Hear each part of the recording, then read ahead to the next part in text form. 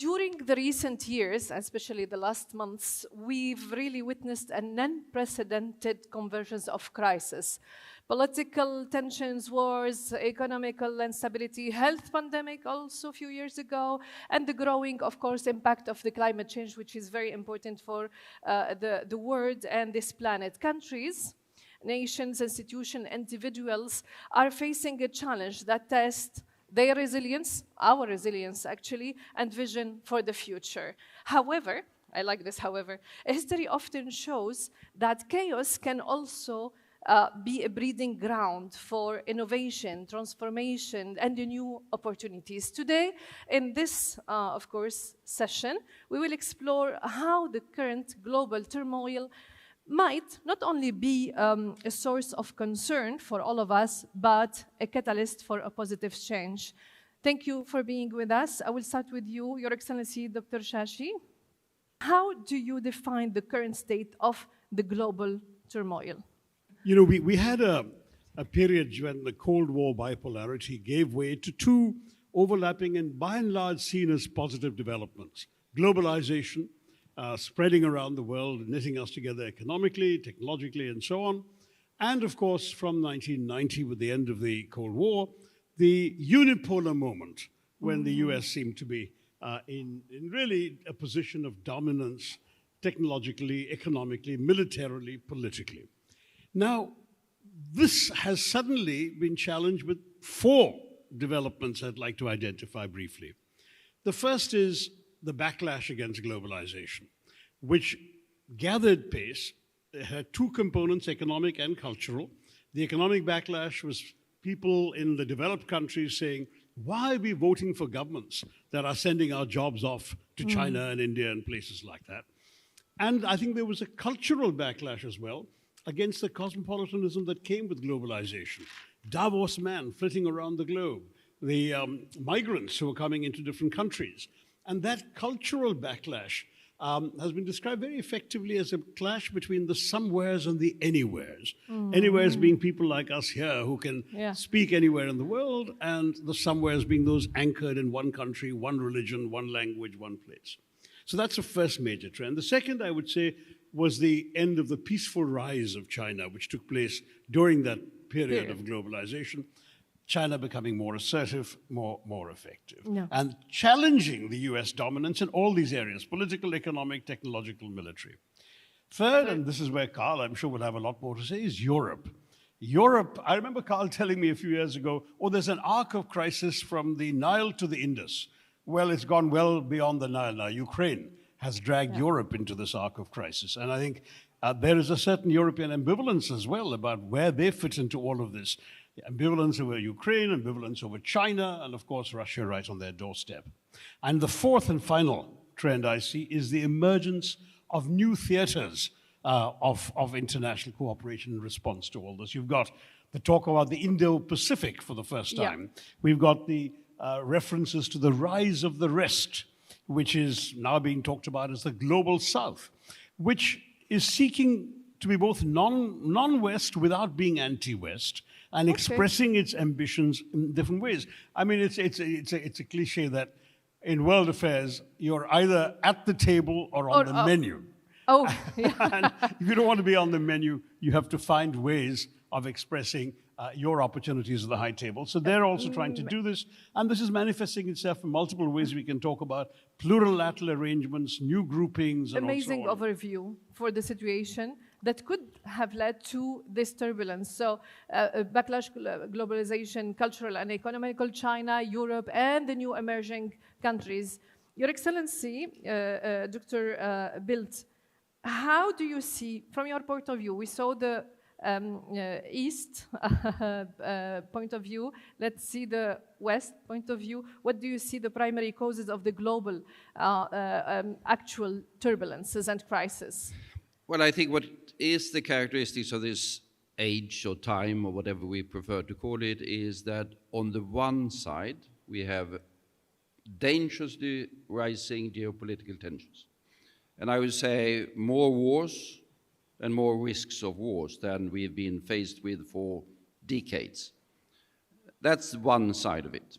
The other side is the rise of global challenges. Yeah.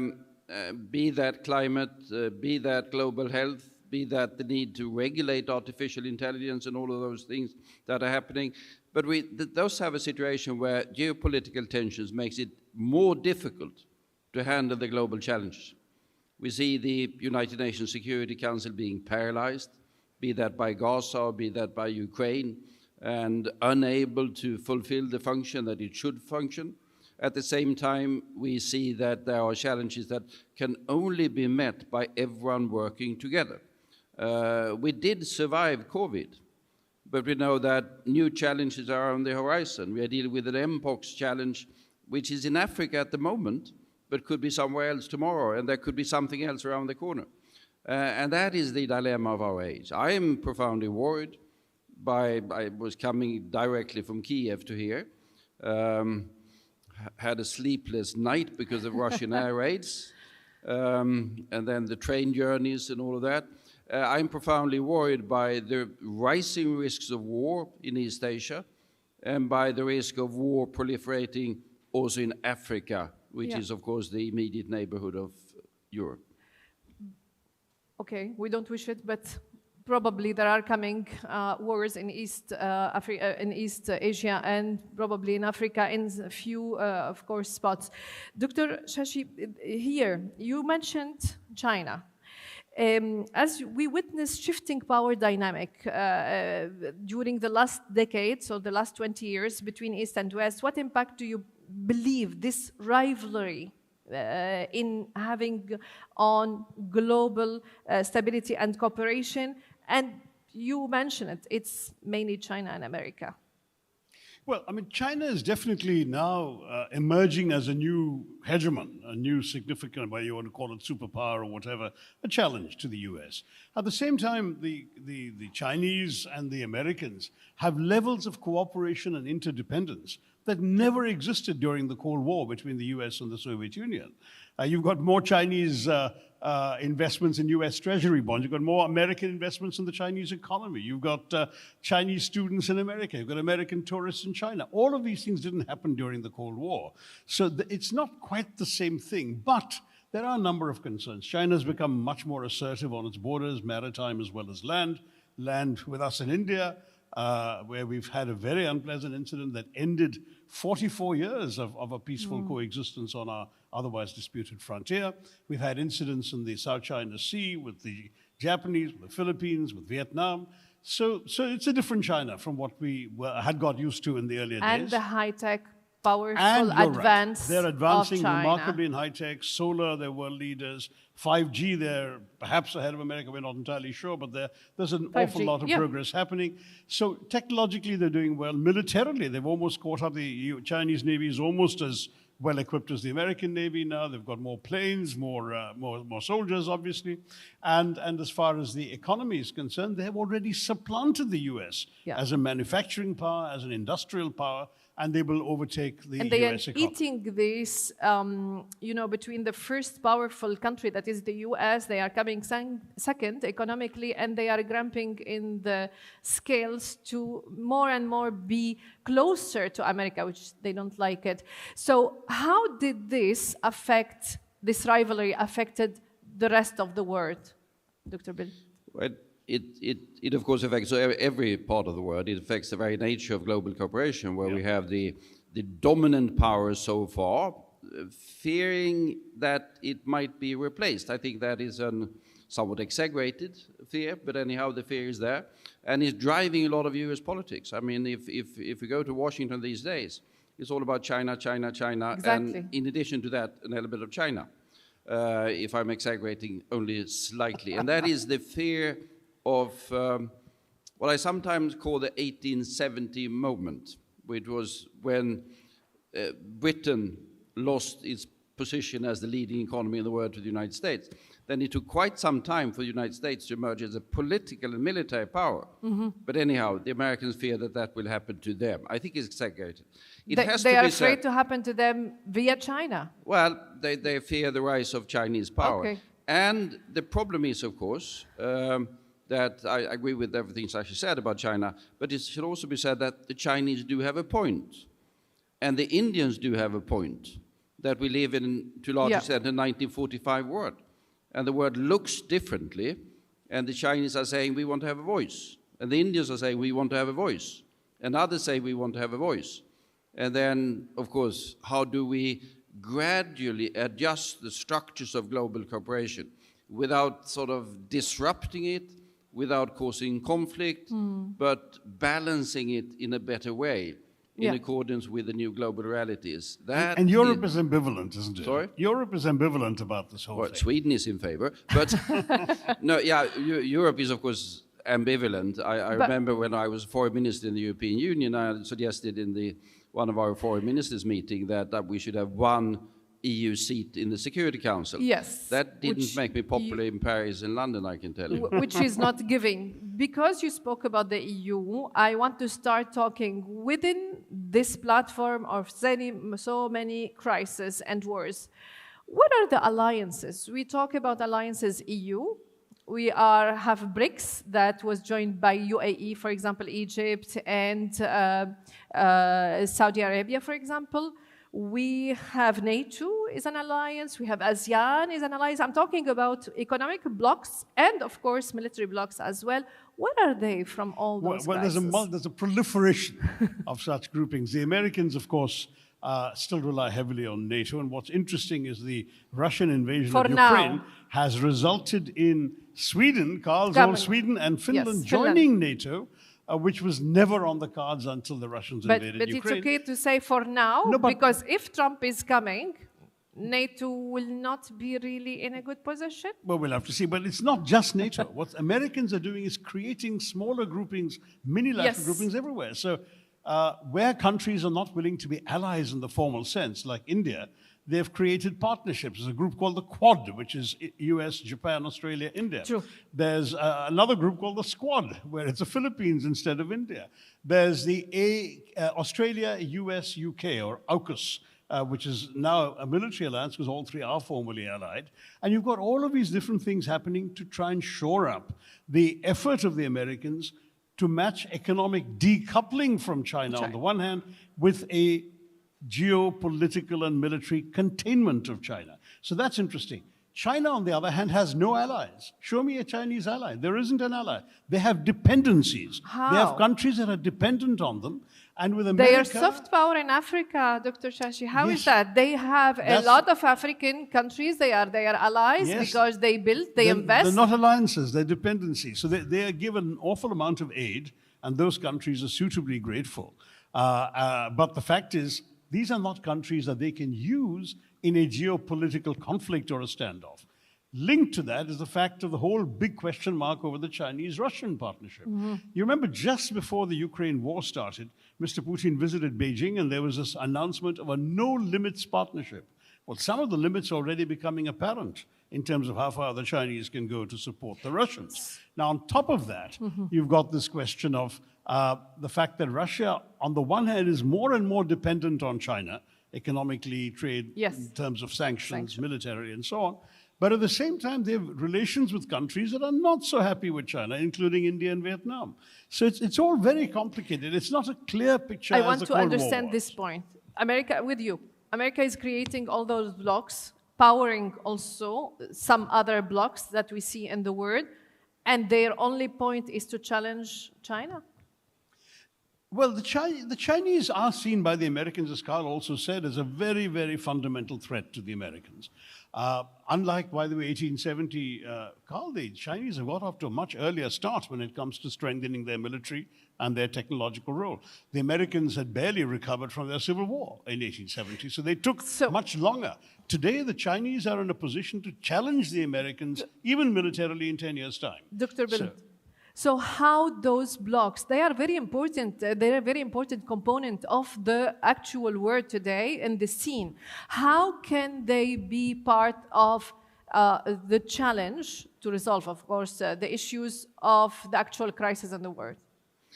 Well, first, I think, which I indicated earlier, that I think the American fear of the Chinese is somewhat exaggerated. It is certainly true that the Chinese are investing far more in the military than they used to do. But that has to do also with the strength of the Chinese economy. But in terms of military expenditure, US is nearly as much as the rest of the world taken together, and has a superiority in space and in nuclear and things like that is unrivaled. I mean, the Russians do have nuclear weapons, but that's the only thing they have, apart from a seat in the Security Council. The Chinese are developing powers, but they are far from, I mean, decades until there could be a global military power of the size of the United States. It's simply not in the cards. They're regionally extremely important. And that does challenge the entire security structure of East Asia. And that is, of course, the fear that we will get a conflict in East Asia. I think it should be one of the main aims of global diplomacy to prevent that from happening by managing this particular cooperation. Then you are right to say that we have all of these different structures. I mean, all this alphabet soup of meetings that is happening all over the world. Some of them are fairly loose. Some of them might be transitory. Some of them might become something. The European Union is, of course, fairly unique in that it is a very deep integration of our economies and societies. And the big jump that we will take in the next decades or half decades is to go further east, in the sense that our fear is, of course, that, and the aggression against Ukraine is part of that, either Russia exports its instability towards the west of Europe, or we export our stability to the east. And enlargement with Ukraine is going to be one of the major challenges of European integration. We've lost UK, but we'll gain Ukraine. Yeah, but I will ask the question in a different way. Why? Because all your answer are giving from both of you is like those alliances and blocs are to challenge and face one pole that is like China. My question now, do you see an opportunity for cooperation between those alliances to be part of the conflict resolutions in many parts of the world? Well, for the sake of the world, I hope so, because obviously we're not sitting here saying we're all doomed into an inevitable conflict, but those opportunities would require some very, very serious and imaginative rethinking, both of global structures, which frankly, the United Nations was created after 2 world wars, a Holocaust, Hiroshima. You're not going to get that kind, God willing, we're not going to get that kind of crisis. So we need, even in times of relative peace and calm, to find the global imagination, to be able to redesign global systems, accommodate different voices, give the global south more of a voice, give the Chinese a place that is respectable without allowing them to dominate, give countries like India, Africa, and others their own place of honor. All of that is one thing that needs to be done. Secondly, we need to move away from the risk of greater bipolarity. We need to go, for example, away from this language of containment, which is very rife in Washington even today, into something more like constraining rather than containing, limiting how much damage any one country can do to its neighbors and others. As Carl said, perhaps China's ambitions are not yet global, but certainly in the region they are a hegemon in the making, and that should be constrained to some degree. And maybe instead of decoupling, we should be talking about multiplying our relationships economically as well as politically, rather than actually ending any relationships. But this will require multiple efforts by various countries across the world. Do you think to get to that point as well, we need to somehow make a better effort to change the work of organizations such as the UN Security Council? You mentioned the EU is not representing, it's representing with, for example, France is there, but it's not represented EU. Africa is not represented. South America is not represented as well. Do you think because we are living in paralyzed now institutions, always followed any, before any solution, there's a veto from somewhere, and there are no solution actually. Do you think the organization is time for them also to face the reality that it's time to change? Well, I mean, the obvious answer to that question is, of course, yes. But then follows the question, how? How, exactly. And then we get stuck. There will be in the next few days, as a matter of fact, it's called Summit of the Future that the Secretary-General has called, to address exactly that issue. How can we make the United Nations relevant again when it comes to the major global challenges? And I think we should keep expectations fairly low. Hopefully something comes out of it, perhaps in the digital domain, perhaps in some other domain, but we are in a period of rising tensions. And we have also the prospect of a change in the United States, where we might get an administration that will contribute to the further fracturing of the entire global system. Because if you look at what Mr. Trump is saying, forget about the NATO and more European security-related issues, if we fracture the entire global trading system, that's going to have profound, not only economic, but also political consequences, and will impact also our possibilities of handling climate change, pandemics, whatever. So we are in a holding pattern, you might say. Until the upcoming election as well. Absolutely. Despite all this, I know we painted a very dark situation or the dark image of the world, but it is the reality. Despite that, history taught us and showed us in period of chaos, we can have, and it can lead us to some innovative solution and positive change. Great Depression, it was led by a lot of development after that. World War II, United Nations and Security Council, and now they need some changes. 70s energy crisis, it led to what we have now as sustainability in energy and the renewable energy. What can this lead us? Well, I'm really worried about precisely those factors because as Carl rightly said, we might get a president in the United States who is already campaigning on openly talking about raising tariff barriers. Yes. 20% on various goods, 40 China for some especially. countries, 60 against China. Yeah. Now, this is a stark reminder of what happened in the 1930s when various American tariffs plunged the world into depression. On top of that, you're also seeing a reversal, a de-globalization, as it were, of many of the trends we were celebrating between 1980 and 2010.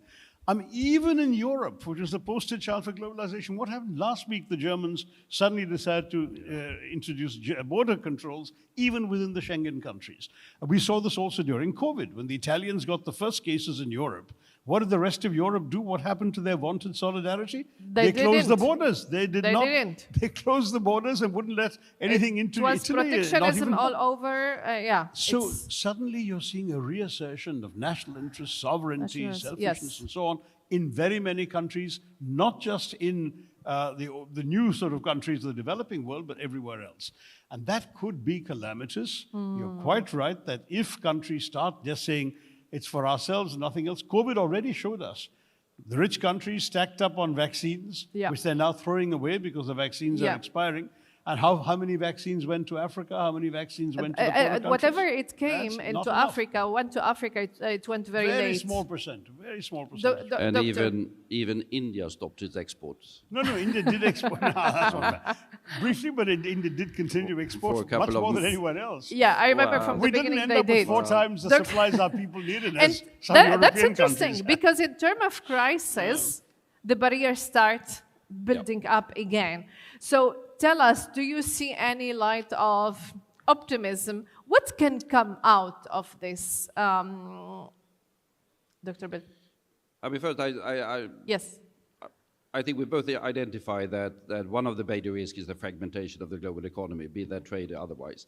There have been different studies in the last year by IMF and the World Trade Organization saying that if we do full-scale fragmentation of a global trading system, we have a loss of up to 7% of global GDP. That's going to be disastrous for a large part of the world, completely disastrous for a large part of the world. Now, what are then the hopes? I would say the hope is probably in science and technology. The fact that there are so many opportunities opening up, but also that we are looking at the challenges of AI or synthetic biology, and scientists are working together to see how we can manage this.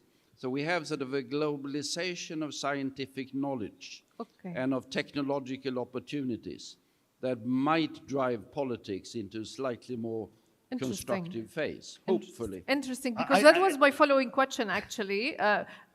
Please, if you have a comment, please go ahead. I'd like to think Carl might be right. I hope he is right.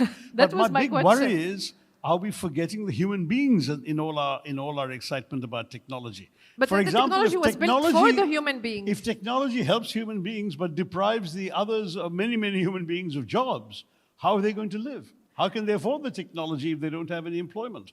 If more and more technology deprives more and more people of work opportunities. We're seeing this happening already in some places. So I would like to have a more human-centered development of technology. In the middle of this, what kind of leadership do you believe is necessary today to go through all this turmoil? Well, very clearly you need a more cosmopolitan, more inclusive, more global-minded leadership that takes into account the realities elsewhere before we start completely retreating behind our own barriers. We don't want the somewheres to completely triumph over the anywheres. We'd like people to be anchored in their cultures while open to the rest of the world. And I think we also need a leadership that is occasionally willing to think beyond immediate self-interest. Yeah. Sometimes the sake of our common humanity, as the pandemic taught us, is more important. And the climate change as well, the pandemic. I will end with you with the same question, actually, and I will start with you, Your Excellency. As we look with the future, how do you envision the global order will be ongoing for the future? How do you see it, the global order? Well, I think the number one thing is to prevent the global disorders from getting worse. That will, sorry to say, that will have to be the immediate priority. But the risks are there in Europe, they are very profound. If we can't stop this particular war and stop the aggression, the risks in Asia, in East Asia, are also even graver, you might add. Yeah. And take Africa from Somalia to Senegal. There's nothing. Sudan was mentioned. It looks very, very bleak with profound implications for global security. So if we manage to stop the disorder from spreading, then we can start to pick up the pieces and go back to building a global structure of cooperation centered on the challenges that are there, climate and health and technology, where interests are the same, irrespectively of all of the other challenges that we have and disorders. Last answer with you. I don't agree. I mean, I don't disagree at all with Carl in any of this. I just, I'm not sure right now that we have enough of the world's leaders committed to such a far-seeing vision. I wish Carl was still in charge of his country, be one voice from this direction. Or Shashi. But the truth is precisely that we need to get there, and I think he and I are on the same page on this. But to get there, we do need to take steps that right now we are not seeing enough countries taking. And that's what a forum like this, I hope, reminds us of the great need to talk to each other and cooperate very much. This is why we are here. Hopefully, something good will come out of this forum, definitely, with all your bright mind. Thank you so much, Your Excellency. Thank you, Dr. Shashi Tharoor, Minister of State for Foreign Affairs, former Undersecretary-General at the United States, and Your Excellency, Dr. Bildt, former Prime Minister and former Foreign Minister of Sweden. Thank you very much for attending. Thank you so much.